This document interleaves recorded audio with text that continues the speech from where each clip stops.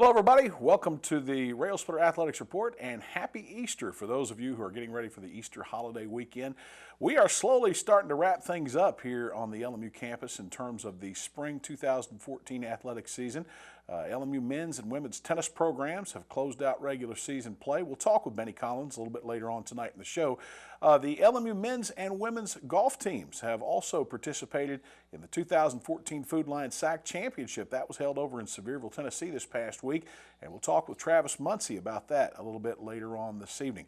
We've got some insight as to the final week of play and regular season action for the LMU baseball team and the softball team. Both are right in striking distance for one of the top 4 spots in the league. Railsplitters right now in 3rd place, 3 games off the pace, and a possibility of still capturing a share of that regular season championship. And the Lady Railsplitters right now in the 5 spot going into their last 2 games. We're going to take a break. When we come back, we've got Travis Muncie. Stay with us on the Railsplitter Athletics Report. If you love your car or truck, let us help you keep it clean at Soapy J's. Soapy J's has unlimited wash plans to fit every budget. Try our $5 express wash or one of our 3 monthly wash plans. The Wheel Deal, the Soapy J, or the new Blast Wax. With our monthly wash plans, if you pay with credit card, all you do is pay for the present month and your card will be billed on the 1st of each month. Don't forget, Soapy J's has free vacuums with any wash. Soapy J's Express Car Wash, open 7 days a week. Let us help keep your car or truck clean at Soapy J's. Soapy J's on the Cumberland Gap Parkway, Middlesboro. The J. Frank White Academy is more than a high school. Your child will have room to grow in mind, body, and spirit. Small, safe learning environments, individualized learning plans, and cutting-edge technology. Every child deserves a quality education in a safe, nurturing environment. Our college prep program teaches a love of learning, self-discipline, and service to others. The Academy is fully accredited by Advanced Ed. You have a choice at the J. Frank White Academy. Since 1973, DeRoyal has been a leader and an innovator in manufacturing products for the healthcare industry. DeRoyal supplies more than 20,000 products and product lines such as acute care, orthopedics, wound care, and trauma. DeRoyal is proud to be the largest supplier of orthopedic soft goods to clinics and hospitals in the nation. Since its start in Tazewell, Tennessee, DeRoyal has grown to open factories in over 29 locations worldwide and employs over 2,000 people. DeRoyal, a name you can trust and an employer you can count on. Looking for efficient, compassionate, and comprehensive health care for you and your family? Visit University Medical Clinic.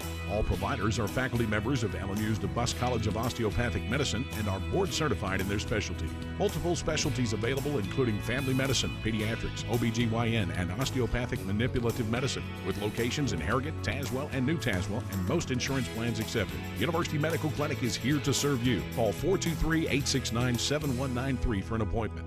University Medical Clinic.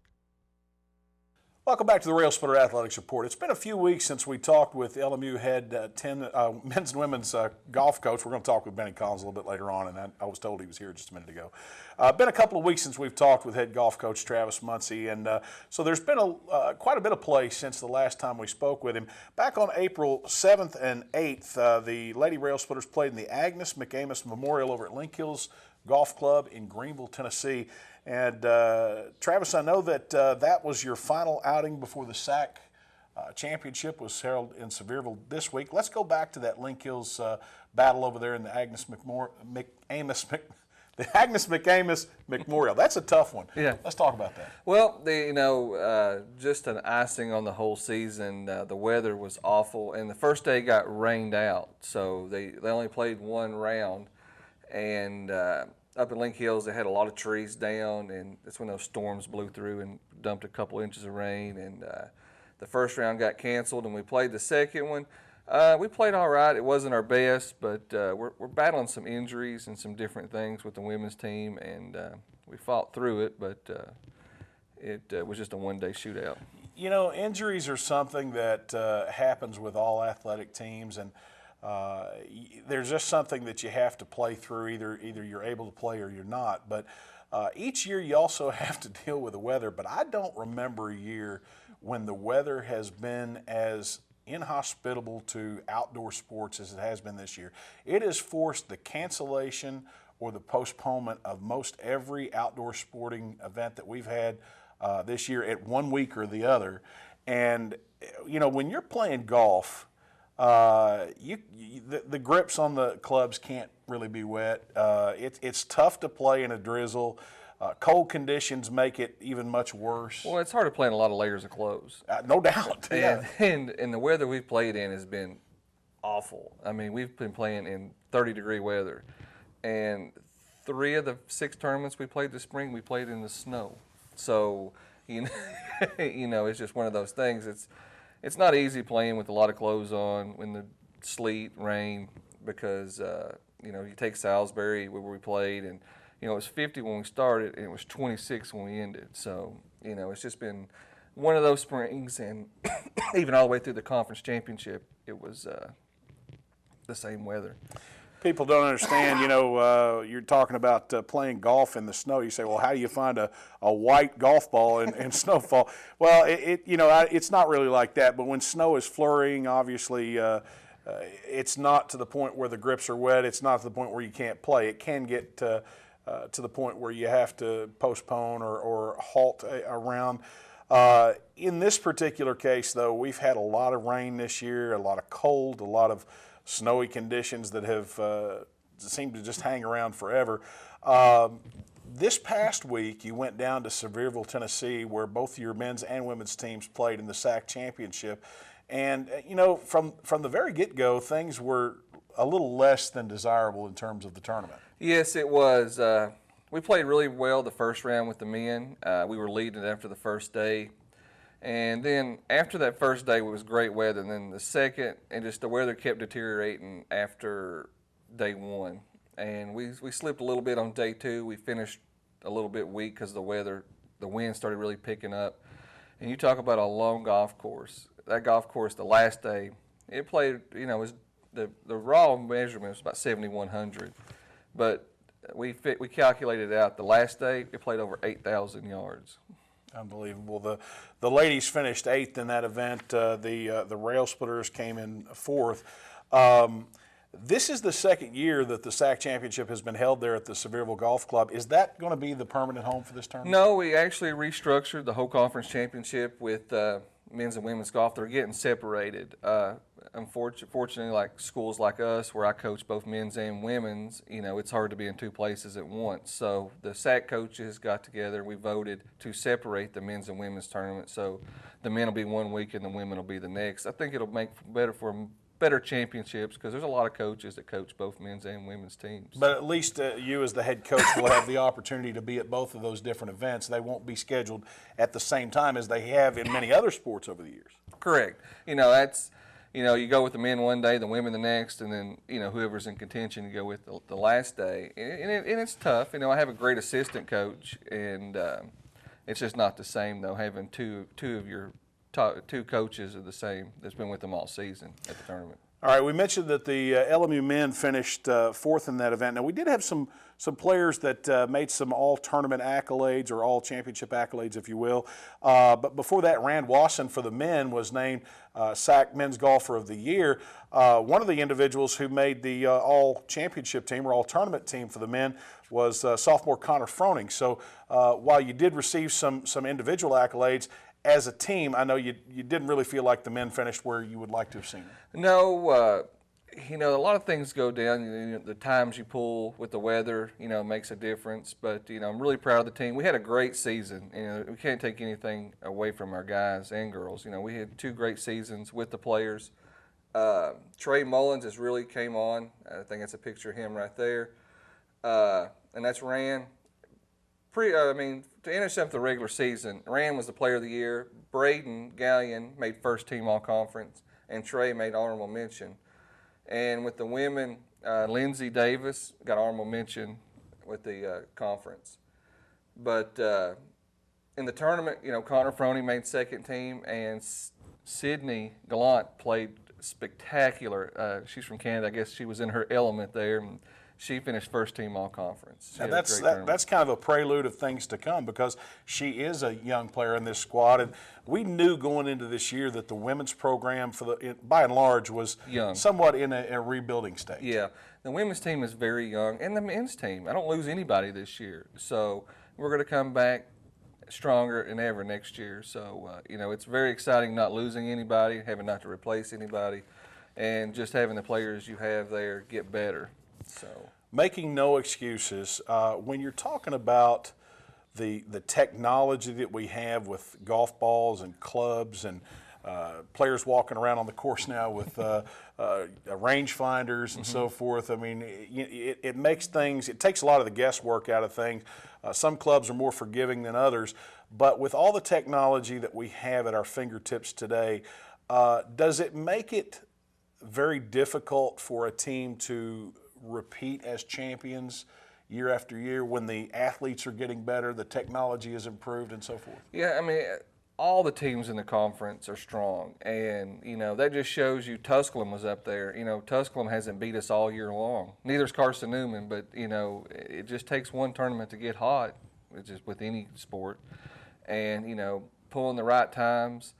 The last day we were tied for third, and we should have went in that last wave, but we got drawn to pull in the next to last wave, which was a huge disadvantage for us because we had to play the first 8 holes in 30-mile-an-hour winds and blowing snow, and the teams behind us only had to play like 3 holes in it. So that was a huge disadvantage for us. We got through it, and I feel like that's where we lost the tournament. We played the first 6 holes at like 19 over. I mean, number 1 we couldn't even get to in 2, and it was a par 4. It was a 470-yard par 4, and I think Connor was the closest. He hit driver off the deck and was still 20 yards short. Wow. Okay, so you've already alluded to the fact that the men lose no one going into next season, so you've got a strong returning foundation, a lot of accolades for some of the best golfers in the league in men's play. You've got a strong returning foundation for the women. Now, the women are done for 2014 as in terms of the spring season, but the men still have a chance of making the NCAA regional, super regional. Yes, we do. We were, I think, in the last poll ranked 9th in the region, 27th in the country. The conference didn't hurt us that bad. We beat Queens. We were the favorites going into it. We beat Queens, so that didn't hurt us there. When we jumped to Mount Olive, so it's going to be between us, Queens, Mount Olive, and Limestone for 2 spots. So officially, that announcement will come out when? Next week, probably next Wednesday. And that particular event takes place in May? May 3rd through the 5th. Okay. Well, Travis, we want to congratulate you on a strong finish in the regular season play. I know that you're looking forward to getting them back out there on the links with what you've got returning in 2014-15. And certainly if you make that NCAA regional, super regional, we wish you the best of luck. Appreciate it. Thank you. All right, we're going to take another break. When we come back, we've got the infamous Benny Collins, and he's going to talk tennis as both the LMU men's and women's tennis teams have wrapped up their seasons. We're back after this on the Railsplitter Athletics Report.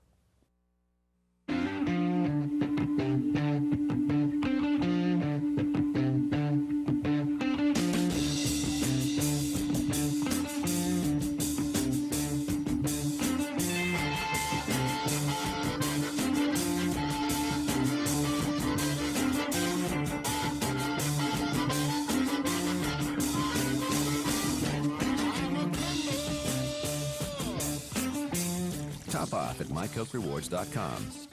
No matter whether it's breakfast, lunch, or dinner, Subway of Harrogate and Middlesboro has your fresh interests at heart. On your way to work, try one of our mouth-watering breakfast sandwich or flatbread omelets. If it's lunch or dinner time, choose from our wide selection of classic, select, or premium sandwiches, all made to your order. If you're serving a crowd, Subway has sandwich platters, giant subs, box lunches, and even cookie platters. Whether it's dine in or carry out, you can eat healthy and eat fresh at Subway. Subway, 362 Catawba Avenue in Harrogate and on the corner of the Village Square Mall, Middlesboro.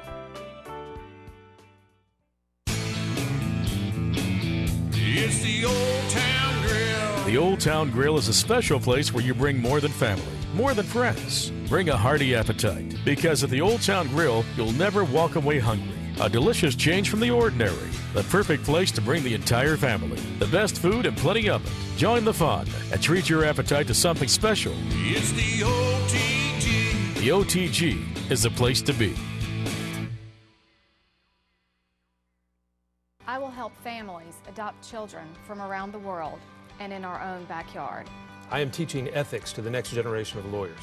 I will make a difference for the underserved of this region. I will be an advocate for my clients.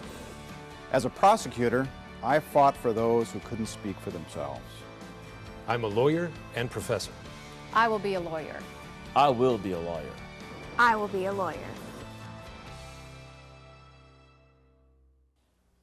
Back once again, the Railsplitter Athletics Report. The infamous Benny Collins, head coach of the LMU men's and women's tennis programs, joins us now, and both teams have wrapped up their 2014 season. It took place on April 11th over in Mars Hill, North Carolina. Not necessarily the way that the two teams wanted to finish the year, but nonetheless, the Lady Railsplitters finish at 8-8 overall and 5-6 in the league. The Railsplitters 6-9, 4-7 in the league.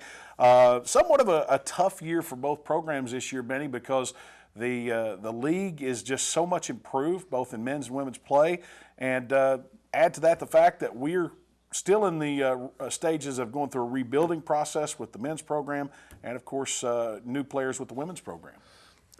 Well, to start off with, Rusty, you know, the ladies are quite young. You know, we had 3 incoming freshmen that started at the 2, 3, 4 positions, and that's a pretty tough position for these freshmen to play. Gemma Goodland come in. She played the number 2 position, the Australian girl, and she really did a good job. She played strong in singles, and her and Elena played number 1 doubles, and they took care of business most of the time. We had a chance at Mars Hill to go to the tournament, and we had 3 singles players that split sets, and if we'd won either one of those singles matches right there, the girls would be right now in Rock Hill, so it was a tough loss for them. Well, obviously, the men will undergo a big turnover this year to next year in terms of the personnel. Lady Railsplitters, though, you should get a very strong foundation returning. Well, we get the Elena back, and then we get the 3 freshmen back that played the 2, 3, 4 position. And I've already got a Division I transfer that's uncommitted, and she is a very strong player, so she's going to step in there and really help us out. And then I'm going to bring another girl in, so we're going to replace the 2 players that we lose at 5 and 6 with people that are probably better than some of the players that's on the team now. Wow. Yeah. We're watching some footage here that was shot a couple of weeks ago down at the LMU Tennis Complex. You brought in those freshmen. We've talked about the freshmen and the fact that they really just have to get out there on the court in collegiate play and learn that there's certain things you can do and can't do. Now, when you go to bring in a new stable of players with the men's program this year, you had a huge loss last year with Philip Hoffman. Right. Now you're losing some of the top end of your lineup with experienced players. What are going to be the things that you're going to have to look for and that they're going to have to do in order to come in and compete right away to be among the top of the conference? Well, you know, LMU tennis is going in a new direction. You know, with us going fully funded, we can't just take a guy that has good academics and has money to play. You know, we're going to have to take players that can really step up, and we're going to have more money to get these high-caliber players to really make a difference in the team. You know, we got to bring somebody in that can win. We can't bring somebody in that can just play and compete good. You know, so next year is going to be one of our leaner years because we are no longer going to be allowed to use the institution money. We're only going to be allowed to use athletic money and academic money. So next year will be one of our leaner years as far as money to work with. Then each year after that, it will get much better. First part of the show, we had Travis Muncie on, and he talked about the injury bug and what it did to his programs throughout the year. You too have endured that. I know there's talk throughout the LMU athletics department about possibly hiring and bringing in strength and conditioning coaches. What would that do for your program in terms of getting them ready and preventing those injuries during the season? Well, I'm sure that if we get a strength and conditioning coach, it's going to turn things around, because anytime that somebody wants to go to the weight room or whatever, there's going to be somebody down there able to really help these kids do things correctly and get things right. You know, we had a guy hurt this year that's one of the hardest working guys in the weight room you've ever seen, and you know, he had a pulled groin, you know, and I mean, nobody works any harder than him. So no matter how much you train, no matter how much you do, you're still going to get these injuries at times, you know. We never did any match have our lineup in that we wanted, you know. We always had somebody out hurt every single match, and so that, you know, that just it breaks you down as far as a team. I mean, you can't never get things going, you can't never get your doubles going. We constantly on the men's side was shifting the people around in doubles, trying to find a way to get that to happen. And when you have people out, it's so hard to do. You and I came up in 2 different decades of competitive sports. When you were on the competitive sports level in the high school arena, Obviously, that was at the beginning of the weight training era and the conditioning era, as far as that goes. By the time it came around to my decade, weight training was a commonplace thing. In this day and age of collegiate athletics, how important is it that you have a solid weight training and conditioning program? If you're going to win at this level, and you're going to compete against Wingate, Anderson, Coker, and Queens and these top teams, you better do everything that you can on and off the court. In the weight room, I tell the kids all the time, you know, lifting weights gives you strength. Strength equals speed, and speed is the name of the game. And it also is a great hindrance to getting these injuries. You know, if you're really strong, you're not going to be injured as much. And so, you know, the thing about weightlifting too is, if you overtrain, that's what this guy you're talking about is getting a full-time guy to do this. If you overtrain one side and you don't train the other side, that's how you get these pull muscles at times. You know, if you've got your quadriceps too strong, you can pull your hamstring. If you've got your front of your chest too strong, you can hurt your shoulders. So there's a lot of variables in that. And weight training is super important, but you got to do all this correctly with the stretch and everything that goes along with that. Okay, I hear you in saying that the individual has to do their part in helping one side of their body keep up with the other. Exactly right. But in terms, if I'm hearing you correctly, in terms of the big picture, it's a must to keep up with the teams, the upper echelon of the conference. But in order to compete on a national level, I mean, it's something you've just got to have. You've got to have. I mean, we've got to work as hard as we possibly can. You know, we've got to bring in the personnel that can play at these levels, and you know. Like I say, we're going to be transferring into a new era, fully funded. You know, we're going to be able to compete with the Peach Belt and these teams. We should have the money to get the players that you can do at that level.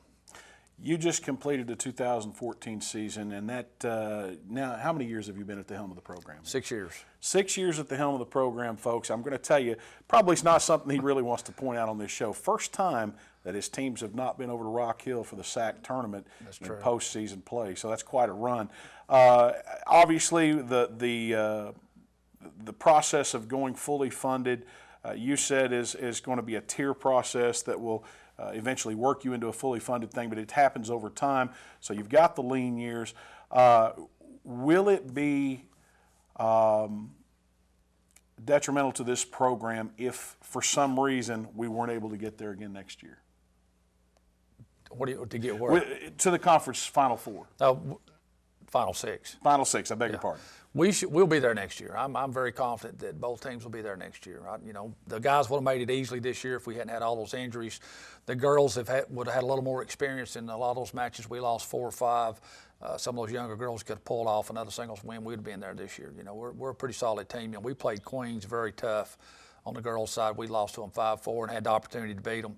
And so we're going to be there. There's no doubt in my mind. And bringing in these solid players on the girls' side. Now, the girls are going to fast track a little quicker because their scholarships are already ahead of the boys. So they're going to see success quicker than the boys. Next year will be one of the leaner years for the guys. And then each year after that, we're going to be there. So I see us both teams standing in Rock Hill next year. Very competitive. With the women actually making that move a little quicker, I mean, you've already got Elena Vasilyeva coming back, who is an all-conference selection. You got Gemma Goodland, who's going to be coming back. She was all-conference in doubles with Elena Vasilyeva. So you've got a very strong returning foundation with those two leading the charge, and then the other players that you brought in this year that will be sophomore next year. Exactly right. You know, we're doing our team evaluations. You know, the people's returning. We've been bringing them in some each day and talking to them on what the performance was, what they need to work on, what happened, what I think they need to do, and they tell me what they're going to do in the off season. So, you know, if these kids go home and work on, you know, what they saw with these other teams and these players, what it's going to take to beat them. You know, when you first come in, you're pretty good. You're pretty good in your hometown. You're good in your country. You're good in your state, whatever. But then all of a sudden you meet these people that can really play. It wakes you up and lets you know the type of training you're going to have to do. You know, I tell them you're going to have to come back leaner, meaner, and ready to go, you know, and they're ready to do it. Coach, you got about 30 seconds left in this segment. Specifically with the men, what positions are you looking to bring guys in for next year? Well, we're looking to bring in a new number 1, new number 2. You're always wanting to stiffen your lineup up. You know, I've already got a commitment from a big guy in England. He's a big 6'2", 3 guy. left-handed, big, powerful serve, strong volleyer. I mean, he's got all the tools, so he should help it. Then we're looking at a guy in Canada about ready to commit too. That's really a tough player.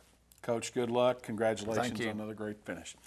All right, we're going to take another timeout. When we close things out, we'll talk baseball, softball, as both go into the final week of regular season play. Back after this. I deal with life and death situations. We touch a lot of lives every day. People's lives are in your hands. I will be a nurse. I will be a nurse.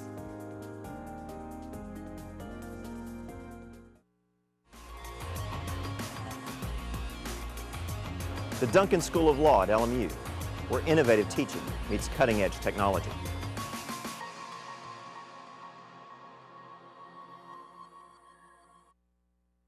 If you love your car or truck, let us help you keep it clean at Soapy J. Soapy J's has unlimited wash plans to fit every budget. Try our $5 express wash or one of our 3 monthly wash plans. The Wheel Deal, the Soapy J, or the new Blast Wax. With our monthly wash plans, if you pay with credit card, all you do is pay for the present month and your card will be billed on the first of each month. Don't forget, Soapy J's has free vacuums with any wash. Soapy J's Express Car Wash, open 7 days a week. Let us help keep your car or truck clean at Soapy J's. Soapy J's on the Cumberland Gap Parkway, Middlesboro.